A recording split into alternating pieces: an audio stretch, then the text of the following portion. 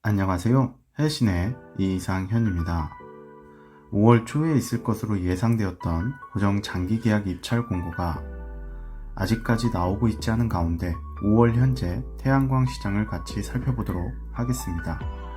본론으로 들어가기 전에 우선 자주 하는 질문에 대한 답변을 드리도록 하겠습니다. 많은 분들께서 탄소 배출 등급에 따라 모듈의 출력이나 효율이 높다고 생각하시는 것 같습니다. 하지만 탄소 배출 등급이 높다고 하여 모듈의 출력이나 효율에 영향을 주지는 않습니다. 물론 최근에 2등급 모듈과 1등급 모듈의 출력 차이가 많이 나다 보니 헷갈리실 수 있는데, 이는 제조 기술의 차이일 뿐 탄소 배출 등급과는 무관합니다. 탄소 배출 등급이 높으면 장점은 고정장기 계약에서 높은 금액에 계약이 가능한 점이며, 단점으로는 그만큼 초기 시설 투자 비용이 올라간다는 점입니다. 그럼 본론으로 5월 현재 S&P와 REC를 살펴보도록 하겠습니다. 5월 S&P는 kWh당 평균 140원 정도를 보이고 있습니다. 이런 이유에는 전력 시장이 높은 발전 원가를 낮추기 위해 시도했던 일들이 제대로 작동하기 시작했다고 볼 수 있습니다. 그리고 REC를 보면 5월 내내 종가 53,000원을 유지하는데, 특이한 점은 종가가 계속해서 53,000원을 유지하고 있다는 점입니다. 개인적으로 전력거래소의 REC를 얼만큼 누가 사고 있는지 정보 공개를 청구하였으나 영업비밀을 이유로 거절당했습니다. 확실한 건 의무공급사들이 REC를 53,000원까지 계속해서 사고 있다는 점입니다. 다음으로 RPS 제도에 대한 내용입니다.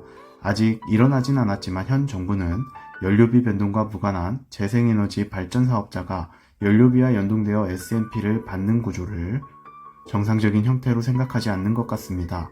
앞으로의 방향은 RPS 제도를 폐지하고 재생에너지 계약 시장을 별도 운영할 것으로 보여지는데, 이게 독일지 득일지는 모르겠습니다.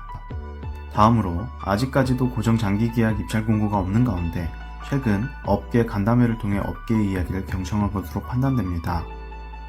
향후 입찰 물량과 상한가를 상향하여 주길 희망해보지만, 운영위원회의 역할을 확대하여 운영위원회에 앞으로 어떤 결정을 내릴지 지켜봐야 하는 상황이며, 개정이 12일 이루어졌기 때문에 빠르면 5월 말, 늦으면 6월에나 고정 장기 계약 입찰 공고가 있을 것으로 생각됩니다. 여기까지 같이 살펴본 내용을 정리해보면 5월 S&P는 평균가 140원을 유지하고 있으며, 전력 사용량이 늘어나기 전까진 4월처럼 200원 하는 상황은 바로 나타나진 않을 것 같습니다. 다음으로 현 정부는 기존 RPS 제도에 대해 한전 의무공급사 경영에 부담을 주는 상황을 좋게 생각하지 않으며, 점진적으로는 RPS 제도 개선 또는 폐지할 것으로 예상됩니다. 마지막으로 고정 장기계약 입찰 시장인데, 운영위원회의 역할을 확대하여 업계에 요구한 입찰 물량 확대와 상한가 조정이 있을지 귀추가 주목되는 상황입니다. 여기까지 해신의 이상현이었습니다.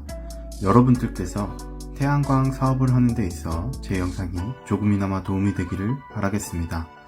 제 영상이 도움이 되었다면 구독과 좋아요 부탁드리겠습니다. 감사합니다.